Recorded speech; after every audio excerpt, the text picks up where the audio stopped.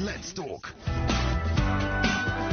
We're on 9.3, and this is Nigeria Info. Welcome if you have just tuned in. It's 3 minutes past 1 p.m. on the clock. My name is Joyce, you're on the sunny side.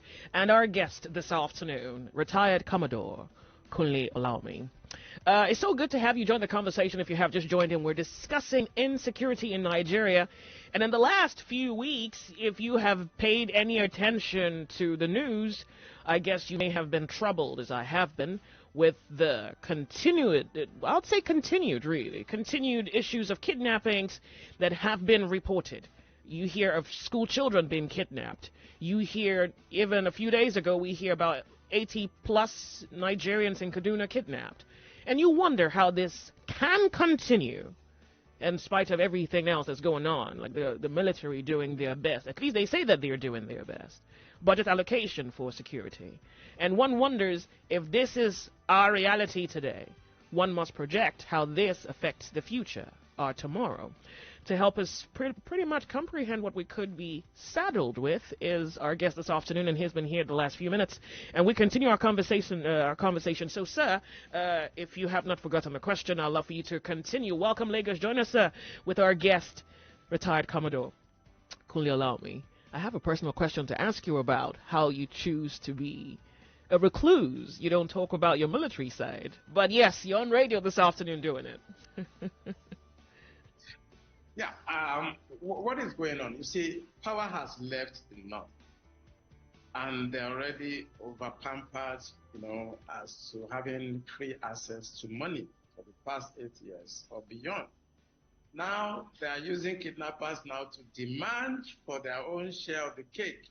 But sir, even when they were in power, the kidnappings were still ongoing. So how do you suppose that this is, say, a means to get money? I mean, they've always had money. I mean, they've always been in power, just to pretty much piggyback off what you said. That's never happened that they're asking for 40 trillion naira. I've never seen it. I mean, kidnapping was going on. They were in government. They were making money. Now, maybe the new policy somehow, the financial, the macroeconomics indices, and, it's not really making it easy for somebody who has, free access to money, to the point that they were even saying they don't know what to do with the money. When it talks about this, of course, subsidy, there was so much money. Now, within a year, they felt that, okay, they can still get it through kidnapping and asking the government to pay them. Are you going to carry 40 trillion naira? Do you know what that means? How are you going to pay? Are you going to carry it to the bush? Are you going to use aeroplane or trailer to carry the money?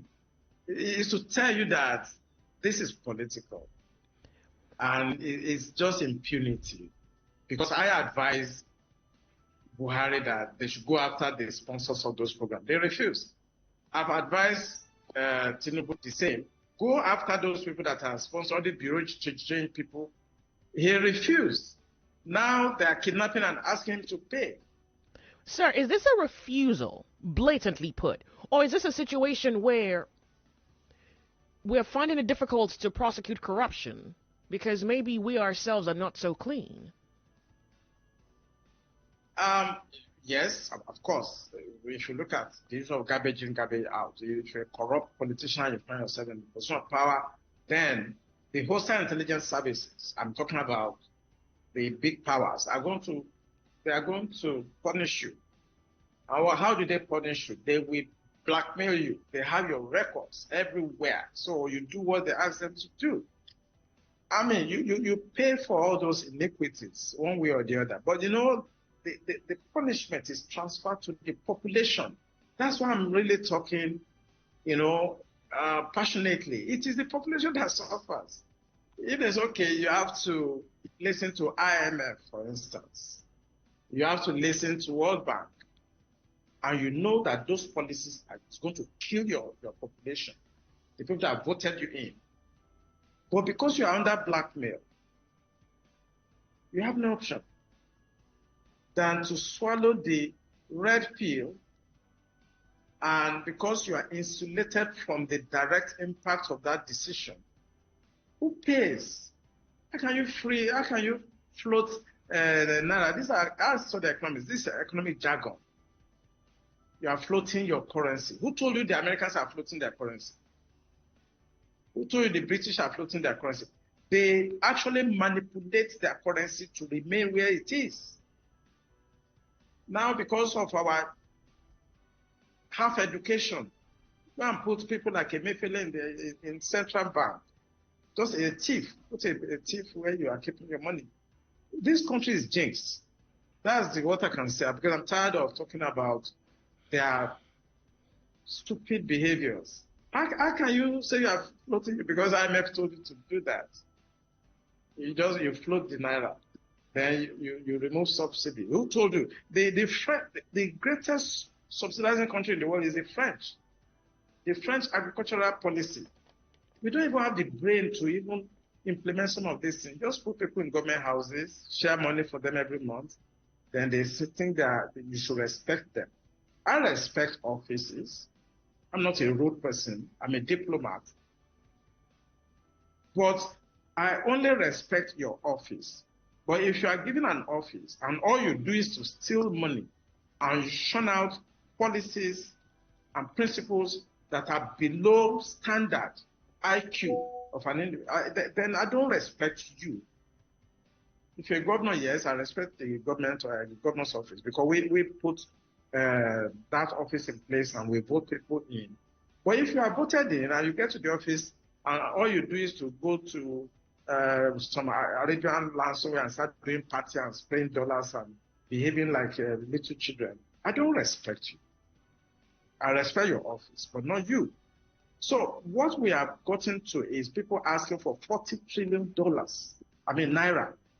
How are you going to pay? Then Nigeria should begin to see that this is political. Isn't there a solution? Even if it's political, isn't there a solution? Because it sounds as though here we are helpless because it's political. You have said that the president is weak. What does that say for all 200 plus million of Nigerians?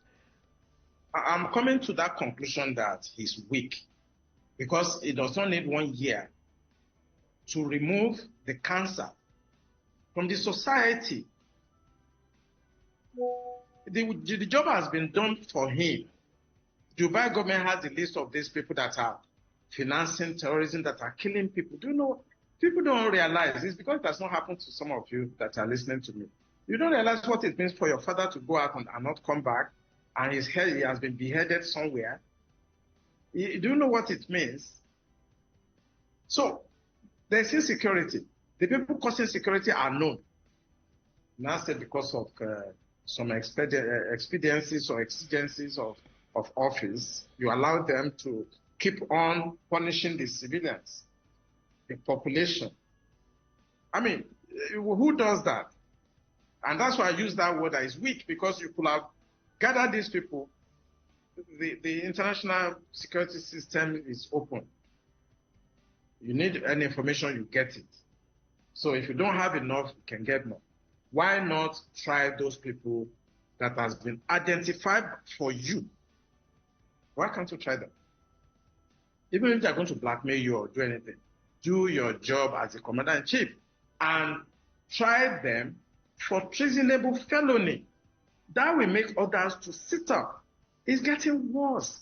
When you pay this money to the kidnappers, what do they do with the money? They buy more arms. They become more virulent. And what he is afraid of will still happen. It may just take a little time. Because I know what he's afraid of.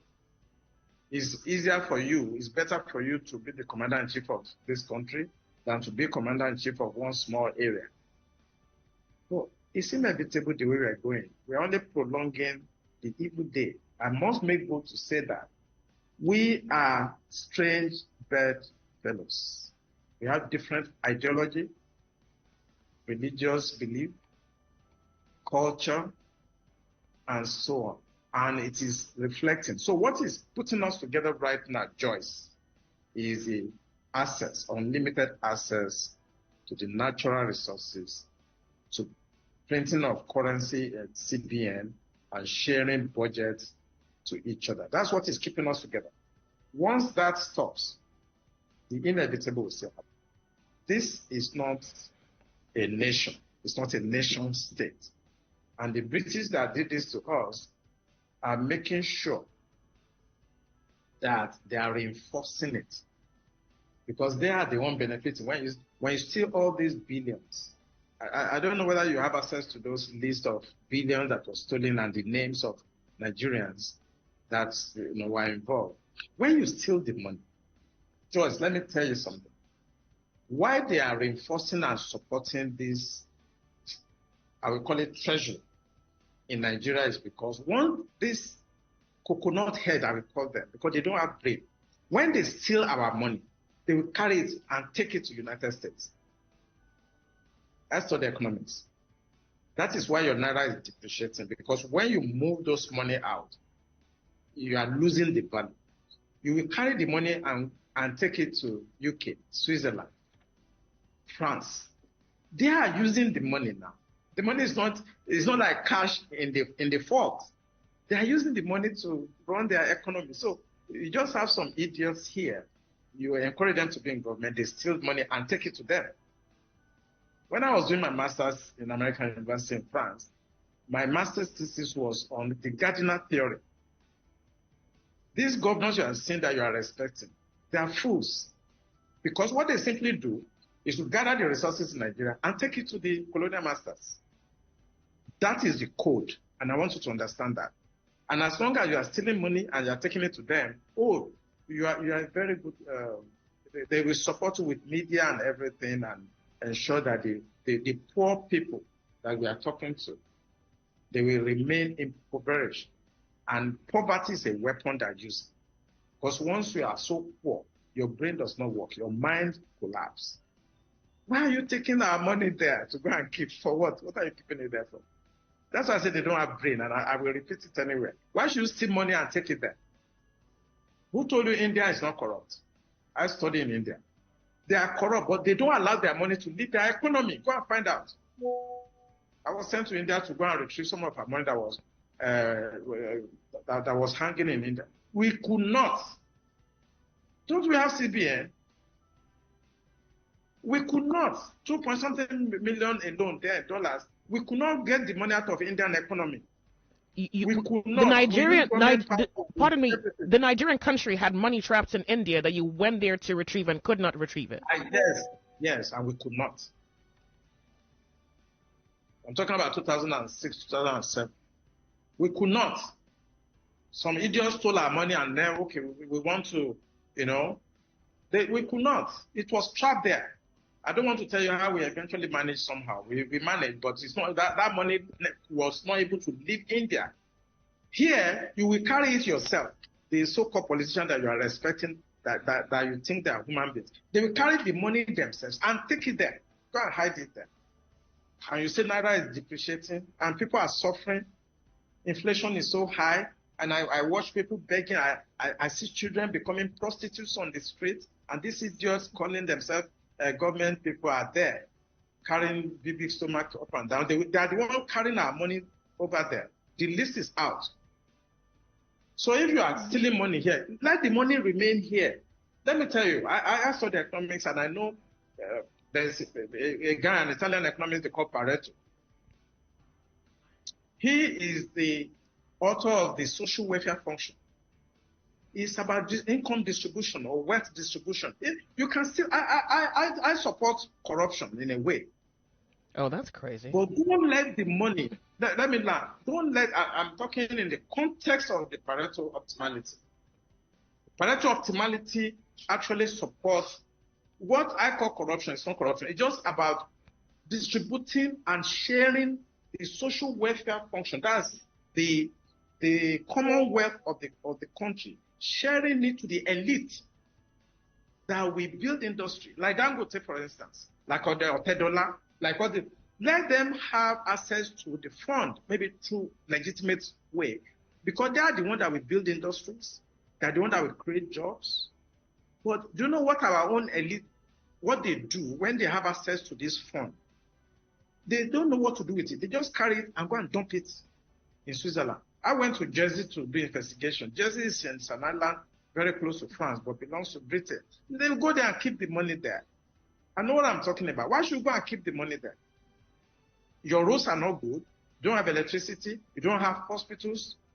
Then you carry the money that you have stolen. Why can't you build hospital with it and make money? Why can't you use the money to make money by building infrastructure for your people? Why are you going to hide it there? It means you have no brain because you don't know what to do with the money you have stolen. But I want to get your opinion. Why aren't we prosecuting corruption? I think there's also something fundamentally wrong with a nation that doesn't prosecute corruption. Yeah, because those people that can prosecute corruption, they don't exist. I'll quote what I said. They don't exist anywhere. Is it the judiciary? Is it the people in the House of Assembly? Is it the executive? They don't exist. And I've been saying this. I went to Ganifa Emi lecture program, this annual memorial lecture. And I said something there. You see, what is making us to be like this, Joyce, is the kind of democracy we practice. That democracy whereby each party will do the primaries and get delegates, and they share money, and they anoint somebody. And that's the person that will govern you. That's why we're like this. Because people that can prosecute corruption can never be in a position of power. Because you must be extremely corrupt yourself. Corrupt doesn't mean you are stealing money. That means you are corrupt in all facets of your life. That's when you can be a governor, a senator, or a minister. You must be extremely corrupt, rotten, to be in that position. So are you the one that will now try yourself?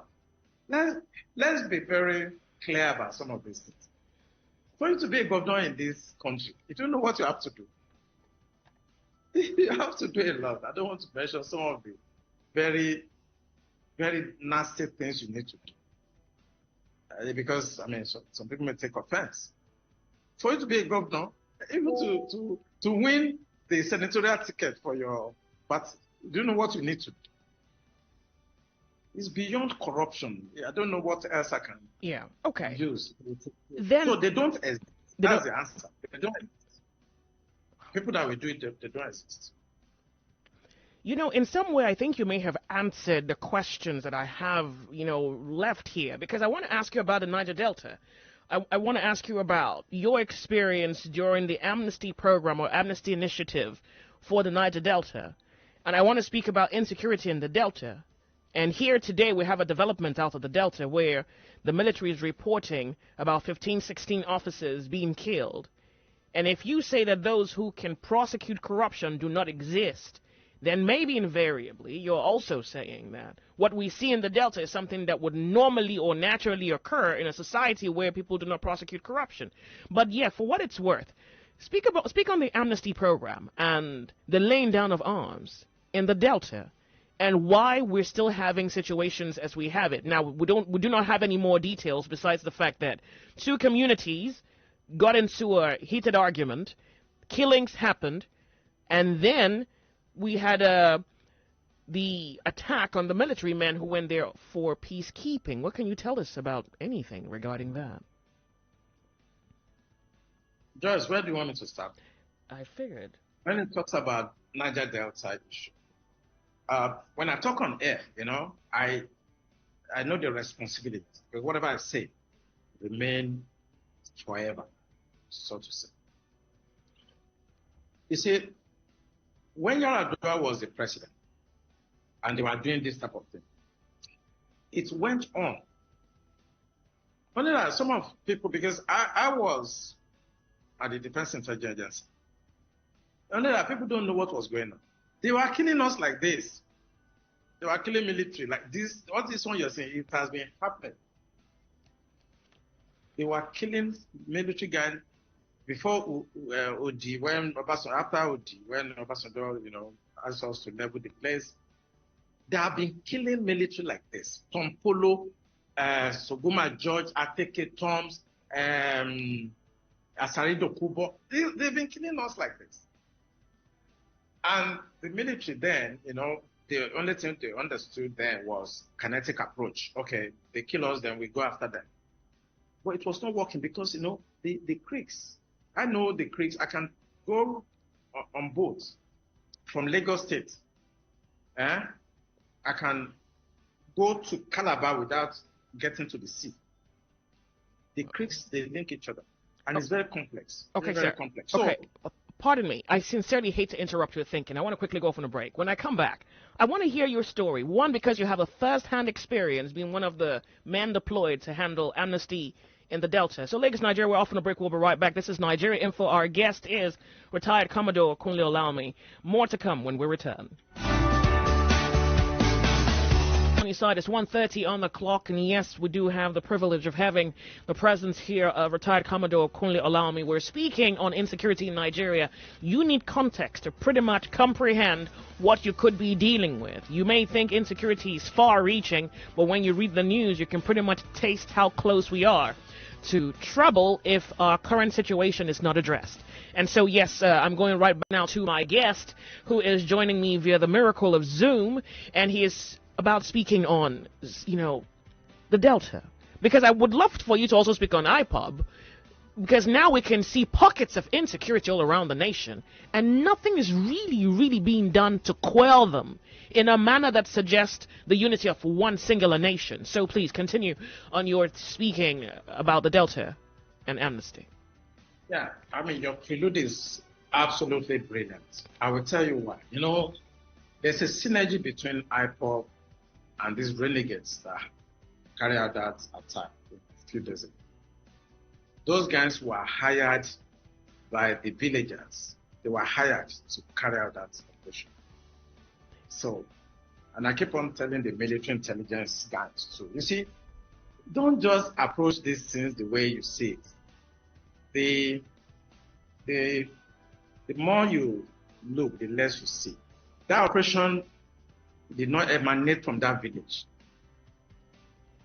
It emanated from somewhere deep in the Delta. I've mentioned some of their names. They are like mercenaries. They are for hire. If somebody did something to my wife and I can't manage them, I will go and pay them. They will come, carry out their assignment and go. Now look at what the military, look at what they're doing. This is what they were doing in 2007, 2006. And we told them at DIA, don't just go for an operation because something has happened and you go there. That's not the center of gravity of this thing that happened. It can never be there. That means whatever happened was premeditated. I know what it takes for you. You went for peace process, then on your way, you are ambushed.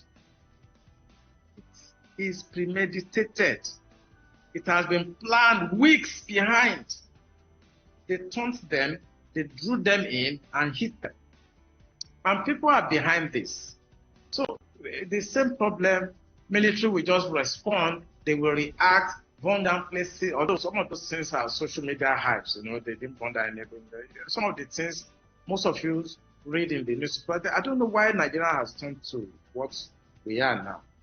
You know this is false. Then the narrative, you start promoting it on the social media. For what reason? You must pardon me for we don't know that it is false because the videos emerge. Some must have said that maybe these are old videos, but let me confirm from you. Are you saying that the village wasn't torched by the military in a revenge? But the video you saw, okay, is an old video that happened in Bayelsa. I think, even maybe when I was in the service. Okay, that's an old video. Okay. You understand? Yeah.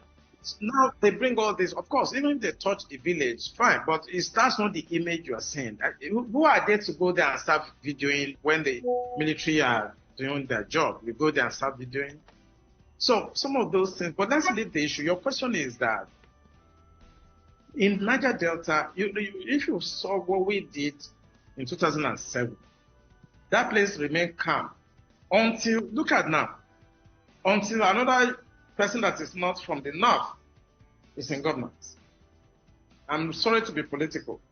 Yaradua was there, we stopped. Then their son came and so on and so on. Now, somebody else is there. They've started again. Because they believe that he's weak, we will not be able to do what we did that time. What we did was simple. We didn't go out and start shooting and burning their villages. The army tried that, it didn't work. If you go to Camp 5, there, it's so difficult because of the nature, the terrain, the creeks are so badly, it's just very good for the militants, except you can come from the air. You cannot go to Camp 5. They will ambush you before you get there. Now, today they have started. And this thing that you are seeing is not from that place. So the intelligence guys that want to go after this should not be looking at those Okolobo or whatever, those two villages. They have to go further down towards Bayelsa and towards Rivers. That's where those guys came from. If they don't do that and find out the real people behind that operation and their strategic intent, it won't be far from what you mentioned about the IPOB. These people want to go their way. But it's going to be very difficult for the Igbos to go their way because they are going to be a little island with no access to the sea. So they need Bayelsa, they need rivers. We have to discuss these things, okay? You can say, oh, you shouldn't mention. No, they need those places. So people should start looking ahead. What is the strategic? Yeah, what did you do? What did you do during the amnesty that calmed the place down? Is there any part of it you can tell? I designed, when I say people, some people say, oh, I'm very arrogant, I try to be proud, but I did it, and they can challenge me, and they can investigate. I designed the concept. We just went to what happened in East Timor. East Timor had this same problem we're having. East Timor, they had it. Timor de Leste, they call them. And we saw how they did amnesty program. But how did they arrive at it? We saw that they went for the center of gravity of the operations, achieve it, then came up with amnesty, and that's exactly what we did. It's not a rocket science. And when we brought into Nigeria, they didn't believe me too. But the center of gravity of the agitation then was the guy they call Henry Oka. And we went all over the world to look for him. Anywhere he was hiding, we went after him until we caught him in Angola, and we spoke with him. And maybe time has passed, so 10 years is down the line, I can tell you. Even all this Asarido Kubo, I invited them and we spoke to them. Okay? So peacemaking is different from peacekeeping. And peacekeeping is different from peace enforcement. It's a multi-layer system. It's a strategy. So when we went for the center of gravity, then we now went on peacemaking. And we started the DDR, demobilization, reintegration. And what we did was to come up with a program of amnesty, which today our politicians have destroyed the design. They are just eating money with it and sharing money. So the amnesty program you are saying is not exact. That's not the original design. If you want to see the design, go to NIA. The blueprint is there. I wrote the paper. But look at what they have turned into. So we have jails in this country. If they want to know what happened 4 days ago, they should start going towards Bayelsa and Rivers and track those idiots, those bastards. They should track them down. Because if I'm in the military, we will track them down. Because they have no reason to do that to our military. The only reason why they are doing it is to provoke. Let me tell you now, it's a strategy. They want to provoke the military to make mistakes. Once you make mistakes, they will start the agitation again. So don't go after those ragtag idiots that came to kill soldiers. Go after the mastermind of that operation. Okay. That's the person they should go after. And they're not more than maybe 2 or 3 people. They want to start an insurrection again that we have put down in 2007. They want to start it again. And it's to provoke. You can see how they decapitate bodies. Is to provoke anger. And when you are angry, Joyce, you make mistakes. Yeah, so, but sir, 99.3